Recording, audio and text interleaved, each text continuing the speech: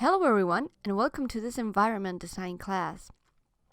It could also be called landscape painting, but I suppose that it depends on what you're going to use it for. If it's just for the love of drawing, we could say it's a landscape or background drawing, but if we use it as a concept study for a comic, a film, or a video game, then we could say it's environment design. But this is not something established, it's just something I made up for this class. But it could be a good starting point. Well, let's overview the course. We're going to see the principles of atmospheric perspective. That is a very important tool when drawing a background. I must make clear that this is not a complete guide on how to draw environments because that is a very complex topic. So this is just a little part of it.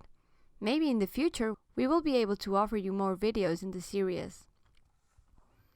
Well, so back to the subject. What are we going to see in this class? In the first video, we will see a bit of color theory and how to use color to create emotion and atmosphere, moving your audience from one way to another. In the second video, perspective, and we will see how to create depth with lines and colors.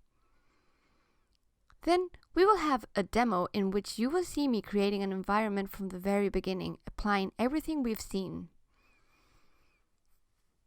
I'll do my demo in Adobe Photoshop, but this is not a Photoshop class.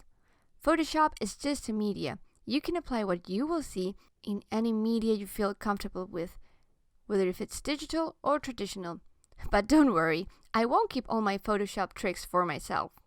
And that is basically it.